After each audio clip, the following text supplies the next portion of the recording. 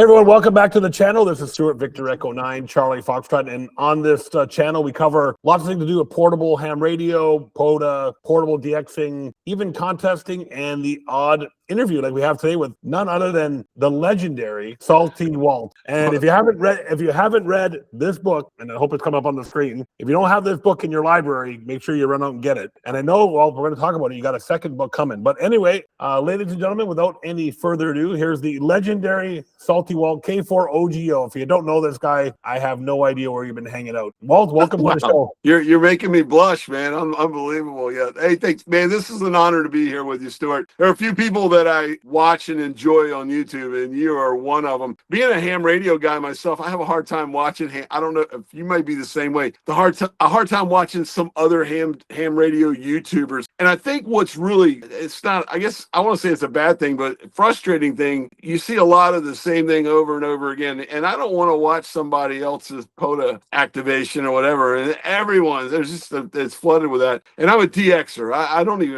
I think I've activated POTA probably, I could count them on two hands, less than 10 times my entire life as a ham. And but I enjoy watching you, and I enjoy hearing you talk about things because you're a DXer like myself, and a portable DX. There's not a lot of guys that you see like myself that go out and kind of chase DX in a portable mode. And you know, when you're out there, just like me, like I'll tell you a story in a little while, but like today I'm out there, I'm on, I got a vertical in the sand on the beach, trying to work, around the world, even a long path with a vertical. And there's guys, around me here in the States or whatever with beams and a kilowatt and whatever. And it's rare to me to see someone that has the passion that I have to get out portable. And for me, like by saltwater, being up there where you're at, wonderful locations where you can work DX. So I enjoy watching that with you, Stuart. It's awesome. Yeah, thanks, Walt. But I love just getting out there in nature. It's the biggest reason why I do it. And I mean, I have a pretty decent shack. I won't say it's a big shack, but it's decent. I mean, I just worked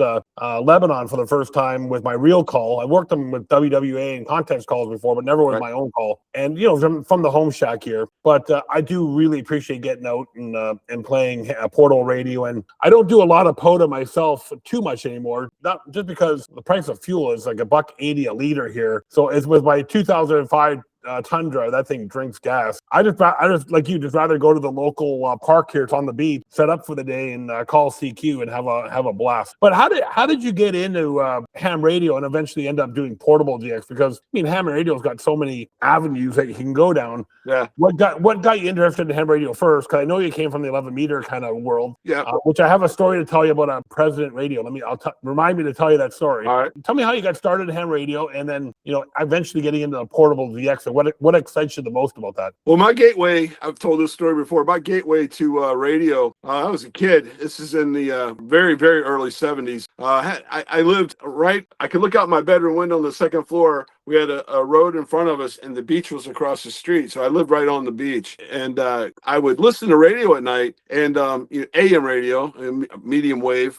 And I'd listen to stations all over North America. And I'd even, back then, occasionally, I think one night I got France. It was pretty cool, And I was like, wow, that kind of made me a DXer right off the start. I liked it. But I learned real early. My grandparents were farmers in eastern North Carolina, and they lived away from the water. And I'd go down there and spend my summers on the farm with them, and I wouldn't have nowhere near the reception and the great things I did when I was back home, living on the beach. I kind of learned at an early age that there were locations meant something for picking up signals and what have you. Early 70s came, I got into shortwave listening and shortwave broadcast listening from that point. And early 70s, I started studying for my novice and learning Morse code. This is, I think, 75-ish or whatever. And about the same time as that, the CB craze hit. The CB was huge. And I got a CB, and then all my friends had them or whatever. And we'd sit up all night talking and, talking to the other kids in the next town over and what have you. And I kind of let go of ham radio. I just really got into CB for an 11 meters because it was cheap, free, and easy, you know what I mean? And did that for quite a while. Then, high school, sports, girls, all that stuff. And I just kind of was still always interested in radio, but kind of quit pursuing being a ham. Got married. And then from that point, always still had that passion for radio. But time went on, cable TV hit and everybody was barking about the price of cable. And I'm a big hockey fan, they took the NHL off of ESPN or whatever. So I did some research and went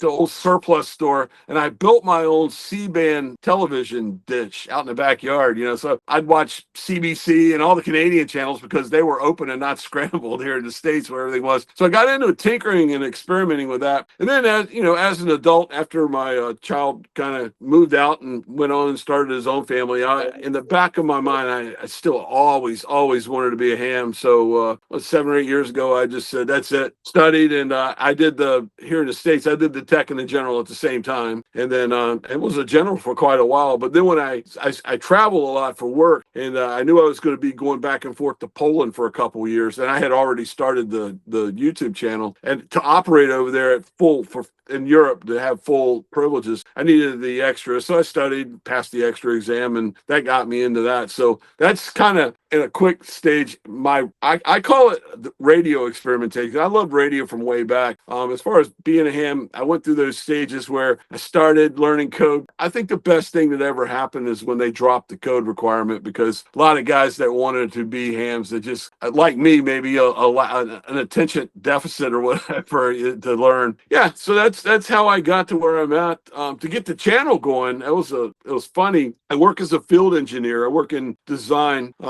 As a matter of fact, just before we came on camera, I was telling you I'm working currently on a Canadian project. We're doing an icebreaker. I started in 1980. I was 18 years old as an apprentice in the shipyard, making templates and molds and lofting out parts. And I was going to school at night, in engineering school and university. But I was on the board. That progressed into being on the board as a draftsman. And as time went on, because I had hands-on experience working in the shipyard, when I moved into the engineering and the architectural world, I was the guy that I'd look around at all these guys that had never built a ship before, but were all, theory guys or whatever. It kind of evolved to where I ended up becoming the field engineer. So we'd start a project, start designing something or whatever. When it started getting built, they would send me down on the waterfront in the trailer out there to represent the engineering team. So I was the guy out there getting yelled at all the time, for whatever was wrong on the drawing. But I always sketched. If I had a problem, I'd sketch it up and I would, solve it and put a report together and then take it down the waterfront and say, here, we don't have time to 3D design. I would take the sketch and go fix it. So in my ham career, I just have this fascination with antennas. I just started sketching antennas up, and on social media, this is how my YouTube channel started. Everyone knows how Facebook is. There's always that guy on Facebook that just wants to beat you down or whatever. I was on an antenna group, and I would share an antenna or two, and they would all, everyone's got to tell you how wrong you are and what have you. And I was on my way. It was really cool.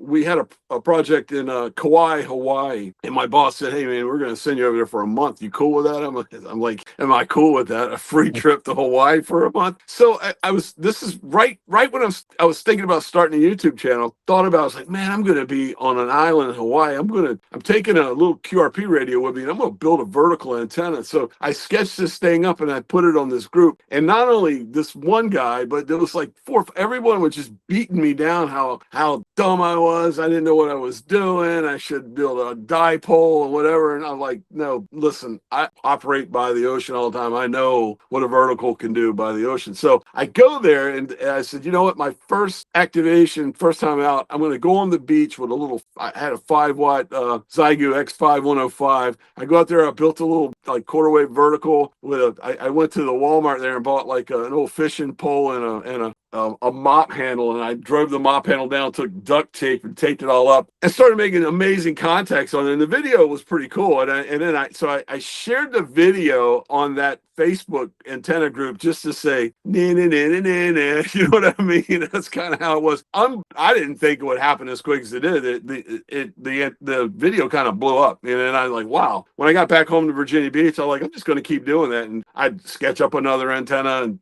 go out on the beach again or whatever. And it took off. And of all the things, building all those antennas, sketching all those antennas, and going out and operate with all those antennas took my antenna knowledge to another. I never thought I would get as deep into it. And I don't know it. I'm by far just, I'm a hack like all of us. I'm not an expert, but I have learned so much over the last, my channel's 5 years old now, over the last 5 years by going out and experimenting with different antennas. Because, you're a YouTuber. Whenever you do something and you're going to present it on YouTube, I do as much research as I can before I get out there, because I know I'm going to say something, and I still say stupid things sometimes, but I'm going to say something dumb and someone's just going to beat me down for it, and I don't want to be embarrassed. But because of that, I've learned so much. And the one thing I think I've learned more, you and I talking about being DXers, is like, I think the antenna is just the tool. I've learned more about what's going on in propagation with not just with the atmosphere, but with the earth itself, with the ocean, with the ground around me or whatever.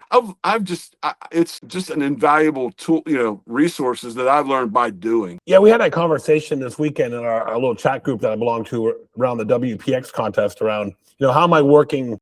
Japan, I had like a pileup of JAs, one evening. And the guy said, well, how are you getting these pileups of JAs? Because I understand how propagation works. Right. I know at a certain hour I can swing my beam to the north, from the northwest, extreme northwest, and the JA should be there on 15 meters. And if I'm seeing on the clusters that other guys are working on, I'm gonna spin my antenna around and see if I can hear them too. And then I don't want to come across as slamming the POTA group, right? Because that's not what we're about here. The difference between guys like us and Uncle Gunther in Germany, we want to work DX. And I think the POTA audience is just more happy to go sticking an antenna in or wire in the tree, going on 20 meters and, working the guy in the next state. That may work for that audience, but not really for what we want to do. I think understanding, as you mentioned, the antenna is one thing, but having a really good understanding of how propagation works. And you mentioned, I know you have a story you want to tell me about this morning. Yeah. But one of the things I noticed on your QRZ log was a VK7 last. I'm going to guess you're probably right out at sunrise to get that one.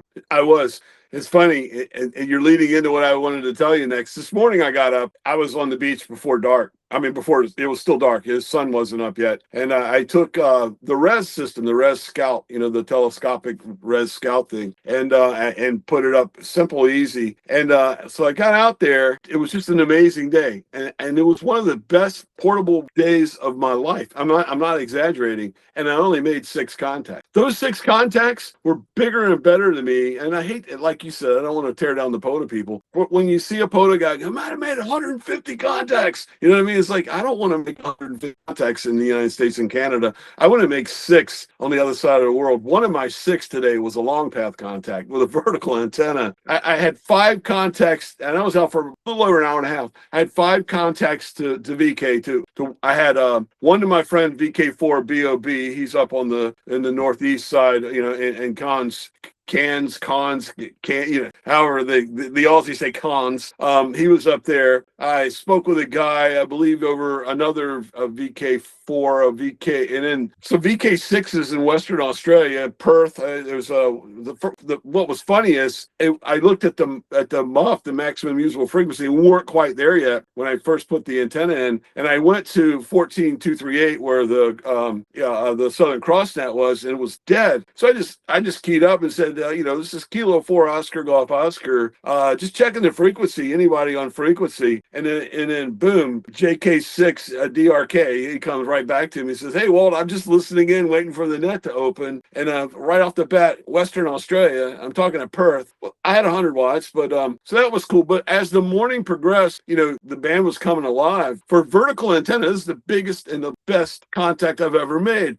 I'm hearing the VKs talking to a ZS5 Juliet Yankee. He says,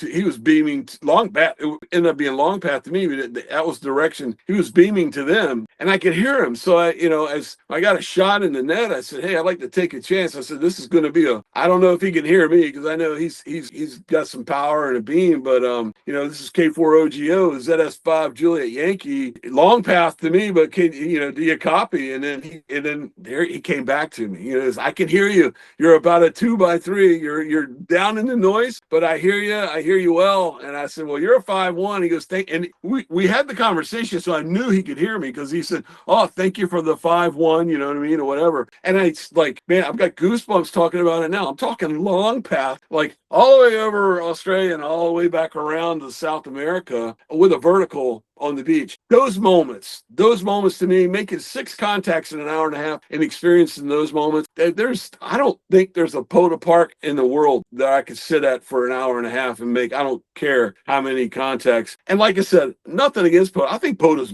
amazing. It's wonderful. It's added to ham radio. It's brought a lot of good people into ham radio, but I'm not a POTA guy. I'm a DXer. And that's what I try to tell people. So that was my experience today, and what a morning it was. And then I had to get back. I was like, man, I want to stay out there longer, but I got to get to work, you know, so I had to fly back into the house here and get back to work. I had a similar experience, probably in the middle of the winter. I was going to say probably before the new year. I was out at one of our local community halls here, about a maybe 20-minute drive from my house, right on the water, like facing the Gulf of St. Lawrence. So I wasn't actually on the Atlantic, but I was on the Gulf of St. Lawrence. And I set up the KJ6ER performer antenna. I just got all the 25-foot chameleon whip with the 33 feet elevated radials, and I said, I'm going to try pointing this thing for how much direction it has. I'm going to point it right long path to Japan. So here I am. I'm calling CQ 40 meters around right at gray line, and I made a couple contacts with some American guys, and then all here is Juliet Alpha 7. And I'm, whoa. On the vertical, I think I couldn't even run the amplifier because the SWR on the vertical was just a little bit too high. It would trip the arm Italy. Right. So I was just running 100 watt on a vertical here at the beach, working long path 40 meters to Japan. Like I had good. I mean, I work 40 meters from the house here, long path all the time. It's not nothing much from the house here with 700 watts, right? Right. But working at the beach, I'll take 10 of those experiences for every one successful POTA activation. Oh yeah, I'm the same way. And like I said, I hate to say, I don't want to sit here and bash POTA because I like POTA too. I enjoy it. As a matter of fact, when conditions are such, the beach I'm on is a POTA park. It's US 1299 there in Virginia Beach. I'll just say, heck with it. I'll just spot myself, and a lot of people will ask, hey, I'd like to get you in my log. So occasionally I'll go out and just activate POTA, and I'll let people know ahead of time, hey, I'm going to get, not that sounds kind of egotistical, I'm hateful, but people want to get me in their log. I was like, I'm going to be out tomorrow, and I'll, from this park at this time on 20, look for me in the POTA spot. I'll do that. But I think POTA has really energized ham radio, though. I think it's a good, very, very good thing. My wife loves POTA. Every time she's not licensed, but we go to the beach, go to the park. She's like, let's do that POTA thing, because she likes to, especially the parks. She wants to know where the other park's at and where they're at, and she loves it. She enjoys it. So I told her I'm trying to get her license, but I mean, as long as she's all about it, she's cool with me doing what I do, and she's enjoying it. That's good enough for me. Yeah, I mean, you got a really well done YouTube channel, so I mean, I'm sure we can cover lots of stuff that you talked about there. So you gotta, let's just put it this way. Well, we got a POTA guy, right? Worldwide Flora and Fauna. I mean, I do a lot of flora and fauna as well, because a lot of DX is on flora and fauna. You got a guy doing POTA, very successful doing POTA, but wants to take it to the next level and says, hey, I'm going to try this DX thing. I'm going to give it a whirl. If he called you and says, hey, Walt, I want you to coach me. Tell me what I need to do. What are you going to do to help this fellow ham be successful? What would you say to him or her? The first thing I would say, and I tell this to a lot of people, is learn about propagation and times, and and I would try to help them. I'd ask them, what bands do you want to work? What's your location? What have you? Like, if it was somewhere close to me, I'd say, hey, get to the beach at sunset and get on 20. I mean, sunrise and get on 20. You can talk to the Pacific. Go to the beach during sunset, during the gray line, you can talk to Europe.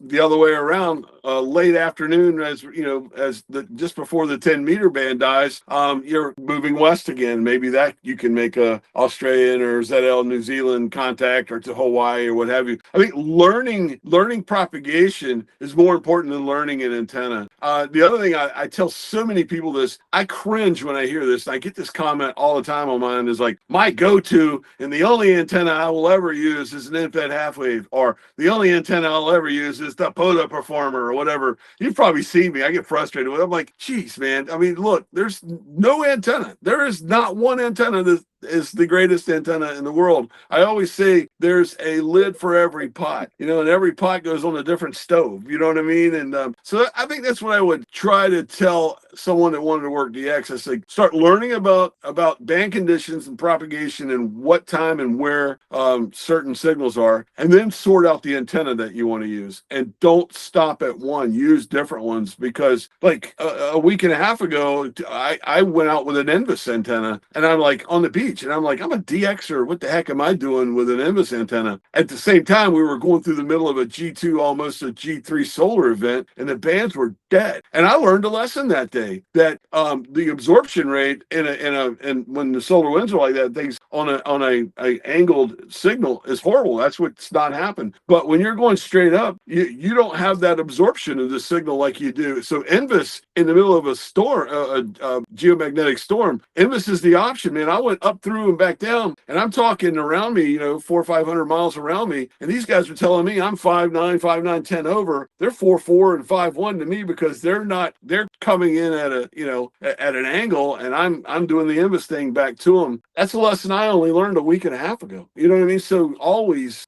experiment, always do different things. Don't get set in your ways. There's too many hams that are just set in their ways. You know what I mean? It's like, that's all I'll ever do is use this antenna. All I'll ever do is use this radio. I know I'm a YouTuber and I get stuff, and I maybe have the option of playing with stuff that, unless you want to, put a budget together and spend money every month or whatever, the typical ham's not going to do it. But still, do what you can. It doesn't cost much to build antennas, and wires and different things. So that's what I would tell a new person that would want to get into DXing. And I have a video that I got to edit from last week when I went out to my favorite antenna testing place. I bought a $29 balun off of Amazon, 1-to-1 balun, and I made a 20-meter dipole just out of Amazon speaker wire. And I said, can this thing DX? So I sat there, and I actually didn't retire the FT891. I still have it, but I bought myself a second FTDX10. So I brought the second FTDX10 out to the field to see how it would work. And I said, can this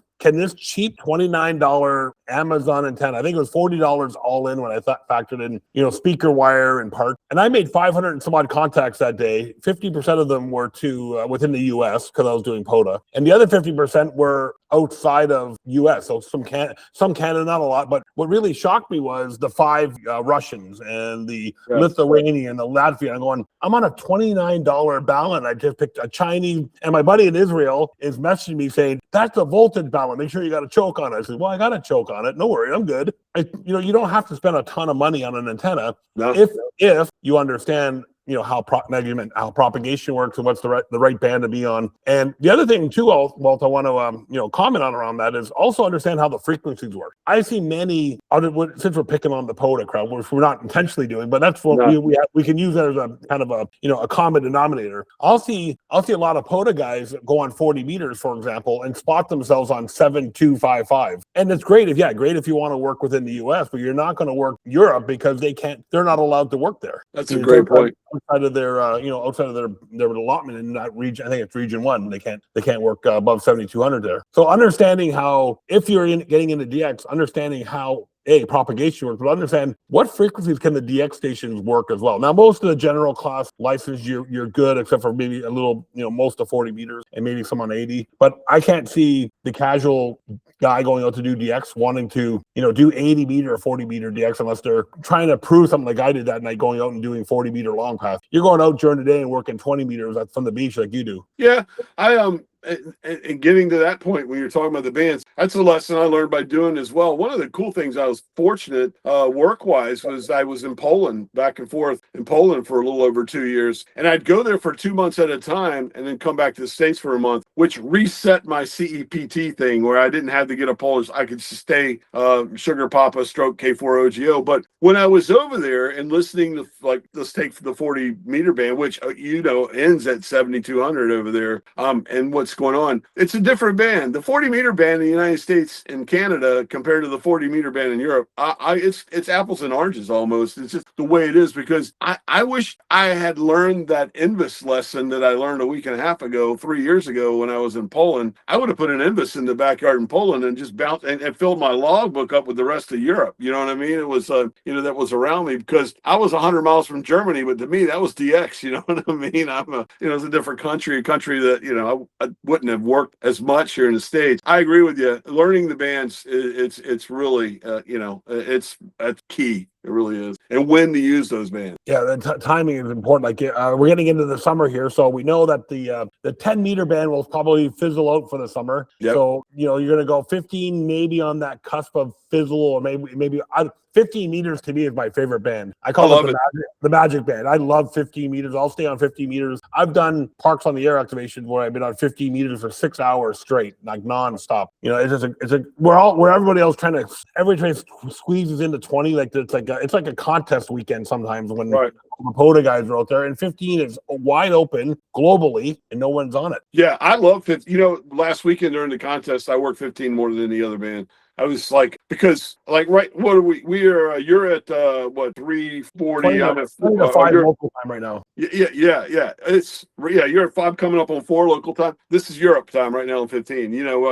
I know I can get on 15 right now and make contact. Well, maybe it's coming to the end earlier in the day though, but afternoon, that 15 meters to me is to talk to Europe in the afternoon band. And there you go for DXing. I know that. How many people do you hear on 15 chasing DX? Not as many Americans or Canadians either. I don't hear them. Maybe it's because I'm in the skip zone around them, but I hear everyone like, here's a typical, I work from home, and a lot of times I'll cut the radio on and listen to it. Here's a typical afternoon to me. I'll cut it on the 20-meter band, wall-to-wall POTA activations. 17 meters, there's 2 or 3 guys in their rag chewing, you know what I mean? And then 15 meters, Europe, you know what I mean? A bunch of, like, let's say 1 or 2 in the afternoon here in the States, Wales, England, Ireland, and then some, and then over Belgium, Netherlands, Germany. I get a lot of that right here where I'm at located. You probably get even more. You're closer, but you're like a 1 or 2 hop, DX for those guys. But so I know that 15's there in the winter, in the spring, in the summer as well. Right now,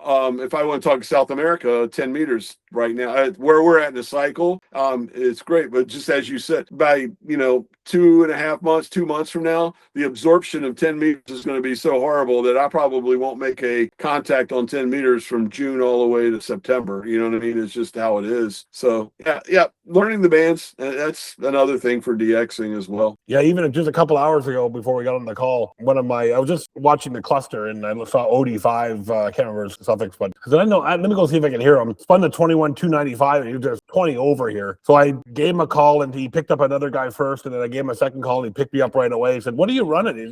You're 40 over S9 here." I said, "Just 700 watts with a hex beam, He says, "Well, you're sounding great." I said, "Well, it was the first time I got him in my log with my regular call. I've worked him, at WWA and other contest calls, but never with my personal call." So it was nice to get him in there. So you mentioned going to the beach and doing a lot of verticals, building some verticals, and again, in your sketchbook here, all kinds of different examples, plus some good places to go eat. I've been to a couple of good places in Virginia Beach in my time. Before I knew you, of course, I have a good friend of mine that runs a company called HRCT, which is an IT services company there. Yeah. So I would meet up with him and go for dinner. But when you go to the beach and you got all your antennas, what are your top? I mean, I don't want to say go to because you like to experiment. After all, ham radio is a hobby of experimentation. What are your favorite antennas to use, Walt? If somebody watching this video says, "Okay, I'm gonna go away from my standard mag mount ham stick, I'm gonna try something new," what are your favorite antennas that you can recommend to say, "Hey, give these a whirl"? 20-meter band in the morning, the antenna, nothing's ever out. Well, maybe what I used this morning, but nothing's ever really going to outperform a vertical half wave for 20 meters. And all you need is a 10-meter pole. I use my DX Commander Expedition pole and take one extra piece of old squid pole that I got on it and tape it to the top to get it stretched out to 10 meters. Just a piece of wire that's a half wavelength for 20-meter band, a 49-to-1, and then I use a very small, very very small counterpoise, 5% of a wavelength. I call that the cul-de-sac. That's where the RF goes and makes the U-turn and goes back up the pole. Because if you're familiar with how a half wave, an infed half wave is no different than a dipole half wave. The same thing is electrically is going on the wire. It's just where it's fed kind of reacts a little different. But that would be my antenna. I actually have done a couple videos saying that this is if I only could pick one antenna to DX with, it would definitely be vertical infed half wave. I love that antenna. I really do. Now today, when I made that long path connection to South Africa, I was operating with a Ribikoff.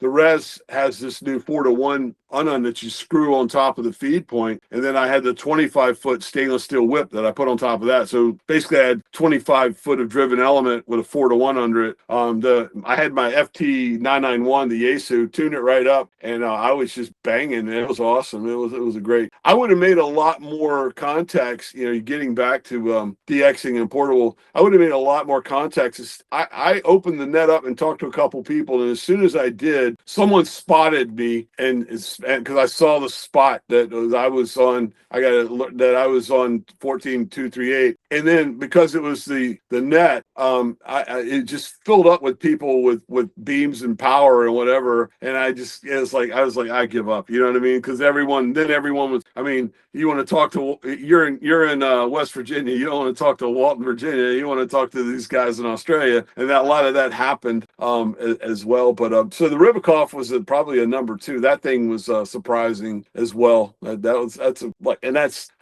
got mystique or whatever. It's just 25 feet or 7.6 meters of driven element with a 4-to-1 under it, and that's it.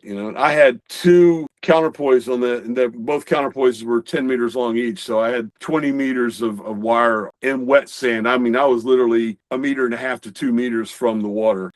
And that's another thing I do. If anyone's thinking about going to the beach, I check the tide table before I go. And I got there, it was high tide, so I knew I could get really close because it was going the other way. And so I got like right on top of the water and let it get away from me. If anyone ever wants, that's a lesson I learned the hard way. But if you're going to operate on the ocean, and my tide's nowhere near as crazy as what you guys have up there. You guys have massive fluctuation in the tide. Mine's, maybe 5 meters one way or the other. You guys are just unbelievable. I remember, the Bay of Fundy has the highest tides in the world, but I think ours here on the Gulf of St. Lawrence are not as extreme, probably more in line with what you have. But I remember going down, I was in Sunset Beach, North Carolina, and I went to the bird sanctuary there. You can park your car at the end of the road and you walk into the bird sanctuary, and did the exact same thing. Just put up the BB7V actually on the beach, and it was a great afternoon of working DX. But you touch on the net. So the Southern Cross net, I've been on that numerous times. Jack and Gary do a great job with that. There's Stan's net too on 14207. 207. Yeah. Checked on that one. He's a little more political than the other guys. It's funny when Stan, I'm close enough to Stan that when he is beaming south or long path, that I hear his echo. Like, that's how strong he is. I mean, he stacks all those Yaggies up where he's at. It's hilarious. I need to record it sometime. And what's so funny is, he's Kilo Echo 5 Echo. What a great call for him, because when he's talking, I hear him like in the double echo all the time. It's hilarious. Yeah, he's got a booming signal up here. And then at night, there's around this time, actually probably starting up in a few minutes here, is the 14247 DX net. If you're going to start getting into portable DXing, I'd like to get your feedback on this. Is that a good place for the average person to start? Hey, maybe I'll just listen to these nets, because unlike just calling CQ, there's some net controllers that'll help kind of push your contact off the finish line. And that's true. Nets are good. The best way to start is like we just had one this past weekend. Go out on a contest weekend. You're going to make you could go out with a coat hanger. You're going to in a wire hook to it. You're going to make contacts. It's probably the better way to start. I hunt. I never call CQ. I'm a hunter. I don't say never. I normally don't. If the bands are dead, I'll do it just because someone will see me on the waterfall or whatever of their SDR, and then hey, the bands aren't actually dead after all, and do that. But I just hunt. I hunt. It's like a lot of people say, hey, how many contacts did you make? Like I said like today, I made 6. One of the best days of my life. You know what I mean? It's just like I hunt for that golden nugget. You know what I mean? I'm not like but sometimes hunting for that golden nugget means just spamming everything and pulling it out. You never know. You know what I mean? But yeah, that's the beauty of DXing. You know, Zulu Sierra definitely on the long path would be something to get excited about for sure. And yeah, you mentioned contests. That's another great way to do it, because I don't know, I don't have any proof to this, but I have a belief that contests for some reason will make the ionosphere behave differently, and all of a sudden everything's wide open, especially on a busy contest. That may be true. Sure all that radiation going up there is doing something. I don't doubt you. Not at all.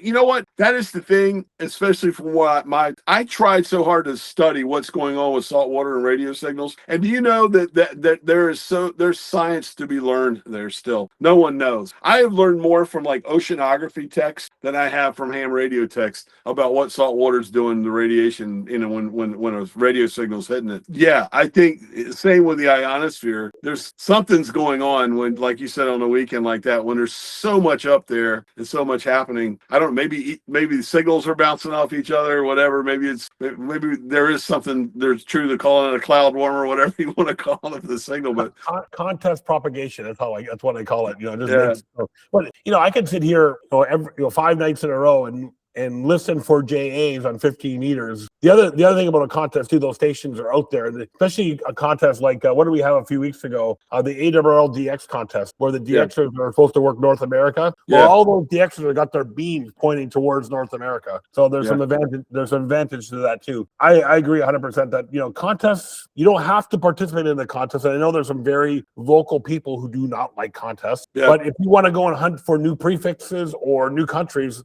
that's probably a good place to go. And it's a good place. I get out in the contest. I don't worry about how many contacts, because I never turn my log in. I mean, I keep count, and I'm honest. I know you like to contest. I mean, that's cool. To me, I'd rather talk to ZL long path on a Tuesday morning than I would on a contest weekend. You know what I mean? Or even like on the Southern Cross Net, making contacts to Western Australia BK6 to me on a Thursday morning on the beach means a lot more to me than it does on a Saturday morning in the middle of a contest. If that makes sense, you know what I mean? It's like I get it was harder. It's kind of the principle of QRP. You know, people that love QRP, like, oh, I made such a great contact and I did it with just 5 watts or 10 watts because it was a challenge. You know what I mean? It was more of a challenge. So, and I went through. I still enjoy somewhat some QRP, but like I said, as we're coming down the cycle, I know it's coming or whatever. And being a DXer, I mean, I think I've stretched the 5 watt QRP DX a lot. I've made VK on the Southern Cross Net. I made a bunch of 5 watt contacts with different radios. Now, like I said, I want experiences like I said, like I had this morning, or like you did, you know what I mean, where you pick up, you know, when you're not expecting, you know, something. Those mean more to me. Okay, so we're coming up to our time. You know, the video's getting a little long now, so maybe we'll wrap up with this. You know, where do you see ham radio going? Maybe portable ham radio or DXing going in the next 5 to 10 years? Do you see any shifts in how we do this? Any new technologies coming along that maybe help us, you know, work more DX, or even we never even talked about the, you know, digital DXing, because a lot of guys do DXing on digital. I think you'll see that with younger folks. I know on my channel, I'll be 64 years old this year. I just love voice. You know what I mean? CW I think is pretty cool. I'm not a basher. I'm not a hater. And all these people talk about digital modes and FT8, and they have the big red cross through the FT8. I'm not that guy. Not that guy at all, because I think if FT8 is going to bring someone that's, you know, 20, 30, 40 years old into the hobby, and they're going to get out and experiment and do stuff like DXing with it or whatever, then it's a blessing. It's a blessing, because let's be honest, you know, our hobby it's not getting any younger with people. So something that can bring young folks in it, I can see that maybe being something. I'm hoping that I think the YouTube phenomenon, guys like you, me, or whatever, that young folks accidentally run across it and go, damn, that guy's talking to Australia from a beach in Virginia. That's cool. I want to do that. You know, and I hope that the YouTube, you know, phenomenon of what's going on helps grow, you know, grow the hobby as well, and DXing. Maybe it will. I sound maybe egotistical, but I got a feeling it will. You know what I mean? I think it will. Okay, last question, and this is not a ham radio related question at all. All right.